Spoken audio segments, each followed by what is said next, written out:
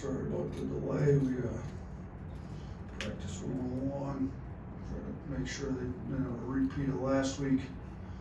So we're going to do it over again until we get it right. Took a few drills, a few minutes longer than we planned because I told them last week on my end I'm going to hold them a little bit more accountable, and I think they're seeing that I'm serious about it. So thought the defensive effort in practice picked up because we're not having a repeat of what we had last week. So I think you'll see a lot better effort out of the group starting the game out. We talked about it as a team before, like some leadership, some accountability, and then we got to develop the right habits. You know, we need some leadership on the team to make sure that everybody's locked in, playing hard. We need some accountability when you're not, and then develop the right habits in practice. So hey, we practiced a little longer than I planned because we had to get it right. So I wrote a little late. I apologize, but this is a very good Vanderbilt team, as evidenced by the weekend game against Tennessee. And Tennessee's a really good program. They play hard, they're tough, and they gotta go win.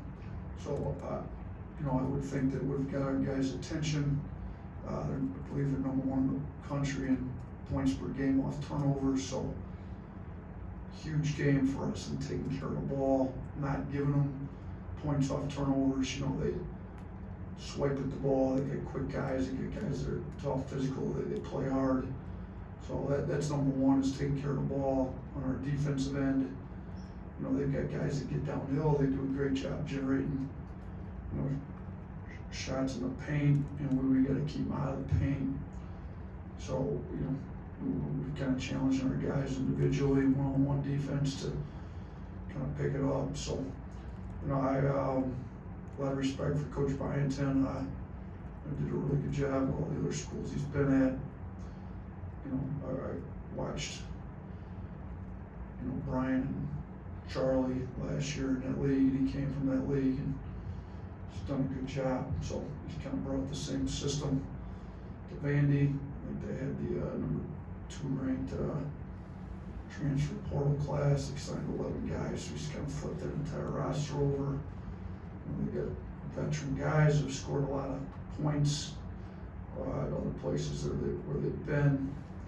So, you know, Sears is leading the conference in assists with 7, and then Hogarth's 4th at 4.6. So he's good. You know, I've spent 11 years in Michigan. I've watched a lot of Michigan and Michigan State through the years. Hogarth's, you know, had a really good career at Michigan State, so well aware of what he can do. But, you know, Sears has really been moving the ball well, you know, as evidenced by leading the SEC in assists. You know, if you look at last year, this point versus this year, this point,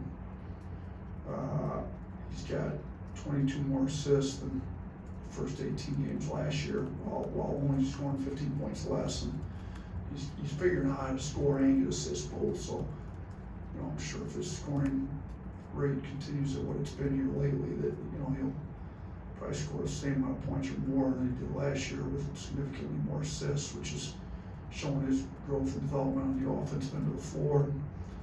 You know, he's been playing well, but they've got good guards too. They got Hogarth, like I said, they've got lots of other guys that can score it, have scored it at a high clip, and are also getting a lot of steals. So we got to take care of the ball, like I said. Charlie. Yeah, Coach, just kind of going back to your opening, you're talking about avoiding a repeat of last week. Have you liked the approach in practice, or do you want to see maybe more? Did I like the what? The approach in practice from the guys. The start of it wasn't great, but we got it right. We got it right pretty quick. So I personally like to see them start it off great on their own. But like I've told them before, if they can't do that, I'm not going to let it be a bad practice. So it turned out to be a great practice. It just took a little longer than it should have. Katie. On Saturday, it was a tie game with about 5 minutes left, and 2 minutes later, you're up 9 after the threes from Chris and LeBaron. Just how big was it for them to kind of step up in those clutch moments, like the whole team to kind of see those are the shots you want guys to take in those type of moments. Yeah, I think CY's had that confidence. He's worked hard throughout his career. He deserves to make big shots. He's extremely professional, hardworking, gets his shots up. It's about the right stuff. He's ultra competitive. You know, LeBaron, the work going into that game versus what he had been to prior to that was night and day, and he deserved to play well too. I mean, I told the guys, funny how that works. You get in the gym, you shoot a lot of shots, and all of a sudden the ball starts going in a lot more. So I thought, you know, LeBaron's he looked great in practice today too. The ball's going in for him still. He's been in the gym. Hopefully, he never forgets why he makes shots. He just stays in the gym and keeps deserving the right to make shots, which I think both those guys did going into that game against Kentucky. Blake. How's Darion been progressing this weekend at Florence game?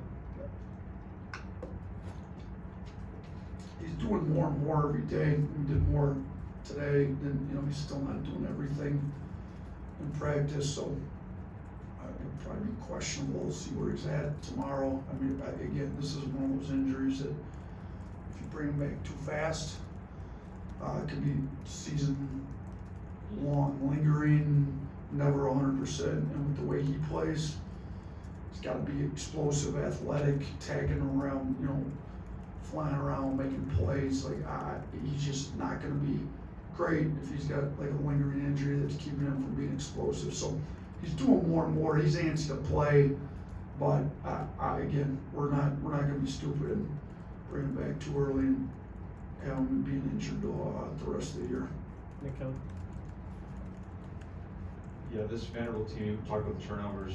Their turnover rate is pretty similar to what Ole Miss's was. I mean, what specifically are you trying to have your guys do differently in terms of learning from basically defense that can turn you over that well?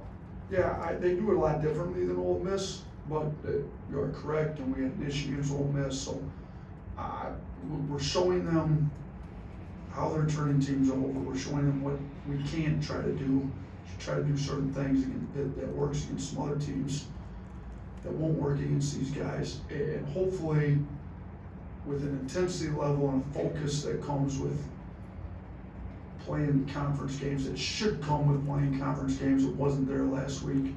Hopefully it's there, and with that, knowing what we have to do on the offensive end, we don't turn the ball over like we did a week ago. Hunter.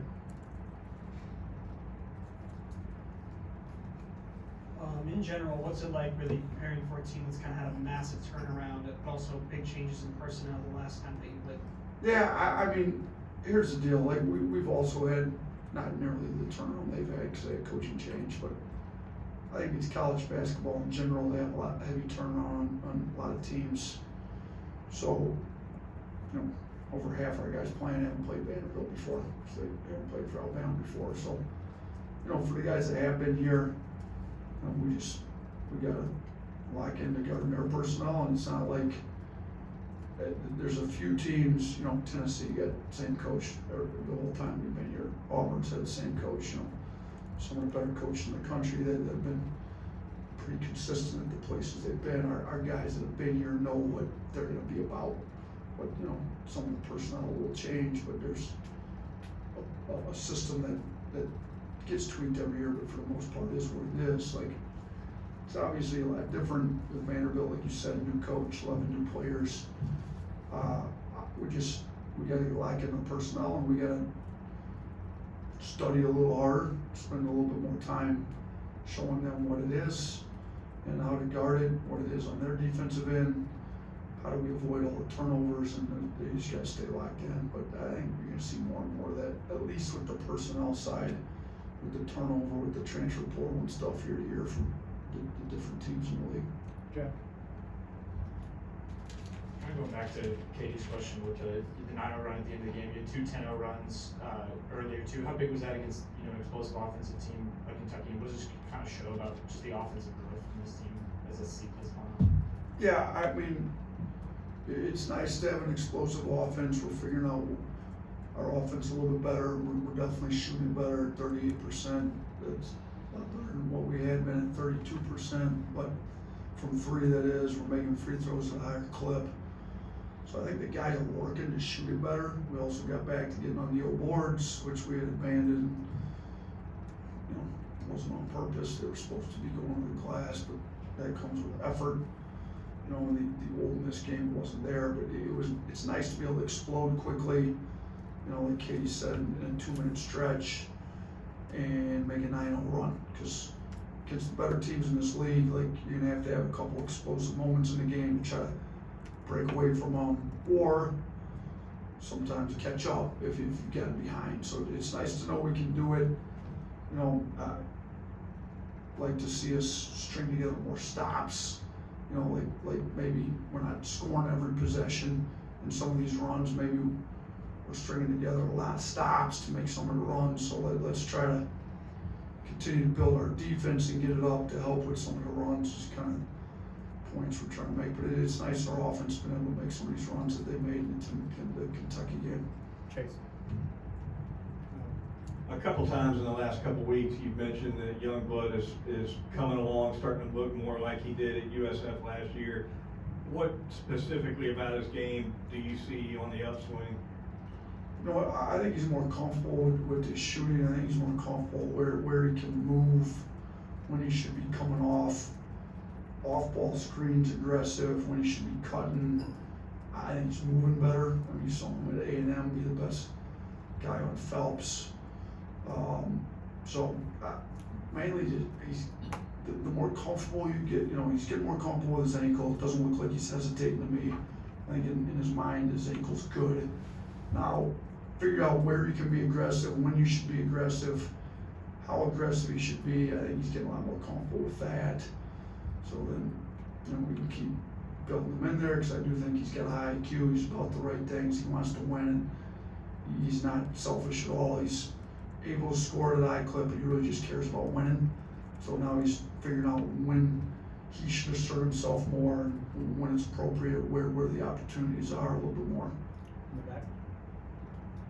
Hey Coach, you guys scored 29 points off the free throws on only like 34 attempts. How important is that going to be going forward, knowing that you can make those at a high clip? I think it's very important. I think it helps keep us aggressive. Like we want to attack the rim with physicality. We want to draw fouls, but I feel like sometimes when guys aren't making their free throws and they don't have that confidence, they're a little less aggressive. They don't maybe necessarily want to get to the free throw line. You know, when Grant goes 9 for 10, he can stay aggressive. When we get Diabate making free throws, he can stay aggressive. Sears is always aggressive, and the better his teammates shoot the ball, the more it opens up lanes for him to drive downhill, get to the rim. He's pretty good. LeBaron, I think it's huge if we can continue to shoot the ball closer to like an 80% clip. I think it's going to go a long ways to winning games, because if we don't make our free throws against Kentucky, we don't win that game. So, you know, we're going to continue to emphasize it, get guys in before practice, after practice, outside of practice, making free throws, make it mandatory, you know, before and after, just continue to emphasize we got to make these things just the little detail things that matter that go into winning and losing. Anyone else? Awesome. Thank you. Thanks.